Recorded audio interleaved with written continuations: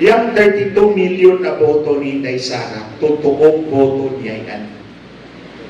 Pero yung kay Marcos, hindi totoo yung 31.9 million niya. Dinagdagan nila yun. Kaya nga makita ninyo yung gross insecurity ni Marcos at ni Lisa kay Inday Sara. Kasi nakita nila yan eh. Ito, mahal na mahal to ng mga tao. Kaya umabot ng 32 million ang boto niya. Pero yung si Bongbong, hindi gaano. I always maintain that Marcos got no more than 24 million votes. Kasi matindi din ang kalaban niya, incumbent Vice President, si Robredo. So, ginawa ni Lisa, nakipagkonsabo sa Smartmatic para dagdagan yung boto ni Bongbong. Para idikit yung boto niya kay Inday. Because kung si Bongbong is 24 million at si Inday 32 million, sinong titingalain ninyong leader? Hindi si Bongbong, si Inday. Kaya, they are so insecure right at that moment, nagplano na sila how to get rid of her. Itong lahat na nakikita ninyo ngayon, that's part and parcel na kanilang balak to get rid of her. Because they have done so much havoc to this country, to our economy, and to our future. Takot sila na baka makulong sila sa 2028 kung hindi kanila ang kandidato. Kung hindi sa kanila yung presidente. And insecure sila masyado, knowing also that the election system, kahit pahawak nila, hindi rin sila sigurado na makalusot yung daya. Given the fact na si Inday is very popular. Kahit na anong pinapato nila kay Inday, mataas pa rin yung rating ni Inday. Diba? Oh. At kahit pa si George Garcia ang nandyan sa Comelec, hindi sila makakasiguro. Kasi yung eleksyon, yung daya, hindi yung eleksyon na, yung daya ng eleksyon, hindi pwedeng whole numbers ang idadagdag mo. Kasi kung whole numbers ang idadagdag mo, dalawa ang posibleng mangyari. Either lumagpas ka sa total number of registered voters, di mahuhuli ka agad. Or, the result becomes so impossible na walang maniniwala. So, ang daya is a certain percentage. Percentage yan. Hindi pwedeng whole numbers ang ibibigay mo sa dadayain mong kandidato. Kasi nga, lalagpas ka sa total number of registered voters, or the result become very impossible. Very incredible, actually. So, percentage yan. Pero kung sobrang dami ang botong binigay natin kay Inday Sara, hindi aabutin ng kanilang daya. That's the danger. Kasi hindi naman 100% sure ang daya. Like for example, what happened to President Duterte. Ang boto ni President Duterte mas mataas sa 16 million, binawasan nila yun. Pero yung pangalawa, si Mar, sobrang huli lang, kahit anong dagdag, by percentage, hindi kinaya. So si Digong pa rin ang nanalo.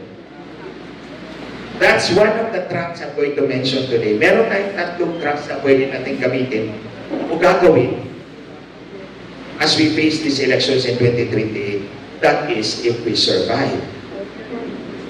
Di ba? Pero malamang, we will survive. As a country, as a people. Si Marcos ang malaking posibleng hindi mag-survive. Kasi may septic tank na siya sa gilid. Kaya nga siya binigyan ng septic tank to remind him na ikaw, hindi ka talaga nakumpinto sa pagnanakaw mo, ha? Kaya bigyan kita ng septic tank sa gilid mo. To remind you na mandaraya ka, magnanakaw ka, and to remind you of your mortality. Mabait pa rin ang Diyos sa atin. Yes. Anyways, ngayong 2028, haharap tayo ng halalan. Pero yun nga, ang number one na problema natin, ang daya. Plus the fact na si George Garcia ang chairman ng Comelec. Si George Garcia, operator yan eh. O public kong inaakusahan si George Garcia, George, operator ka eh. Eh kung hindi totoo yung sinasabi mo, matagal mo na akong kinasuhan. Eh ayaw mo naman akong kasuhan. Kasi mas lalong mabulagtat ang mga magic mo. Nung abogado ka pa, hindi ka pa pumilit, chairman. Anyway, you're as infected as the zombies in Walking Dead. So si George Garcia, nakita nyo na si George Garcia, di ba? Kahit ang talo, siyang nakakaupo. Saan ka makikita ng halalan na yung natalo, ang siyang nakaupo? Eh, ikaw nagsabi ha. Kap, ikaw nagsabi ha. Hindi ko lang sasabihin, kaibigan ko yan eh. Ang example ko dito sa Batangas. Ma'am,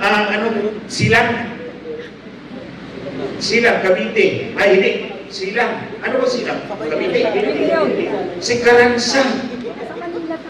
Di ba, ang kalaban ni Caranza si Adarna. Mukhang Adarna. Anarna, Caranza. Natalo si Caranza. Nanalo si Anarna. Dinisqualify ni George si Anarna. Ordinarily, ang uupo ang Vice Mayor. Hala, hindi pinaupo ang Vice Mayor. Si Caranza ang nakaupo. Naku, malaking problema talaga si George Garcia. Kaya ito yung hinaharap nating problema sa 2028. Hindi lang yung makina, si George Garcia. Kasi kahit ang talo, pwedeng umupo. At pinapaupo yung talo. Si Duterte Party List, di ba? Duterte yun. Tatlong seats, nawala. Pinanggal lahat. Pinanalo. Dilima. Si Dilima ba? Bumalik? Okay na. Alam ko na. Si George Garcia yan. Anyway, ito mga kababayan, tatlong tracks. Unang track, yung hybrid election system. We have 2 years, pero imposible yun. Palagi natin sinasabi na dapat hybrid election system ang gagawin natin, election system. Ito yung mano-manong botohan, automated yung, mano-manong bilangan, automated yung transmission. Kasi po, sa mano-manong botohan, mano-manong bilangan, mano-manong transmission, kikidnapin yung ballot box, papalitan yung election returns. Kaya pagdating sa munisipyo, ang nanalo sa presinto, talo na.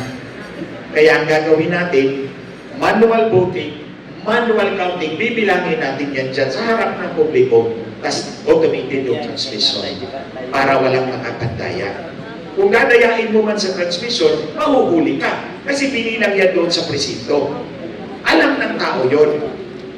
But, given the fact that Congress is controlled by Marcos, hindi sila papayag doon. But that's one track we can still do. Kung, di ba, 2 taon, pwede pa. We have 2 years to go. Pwede pa. Pero that's one track na pwede natin gawin. The other track is pag-file tayo ng petition sa Supreme Court to allow us na bilangin natin yung voter receipt. Para ma-verify natin na yung resulta sa makina tupang doon sa voter receipt natin.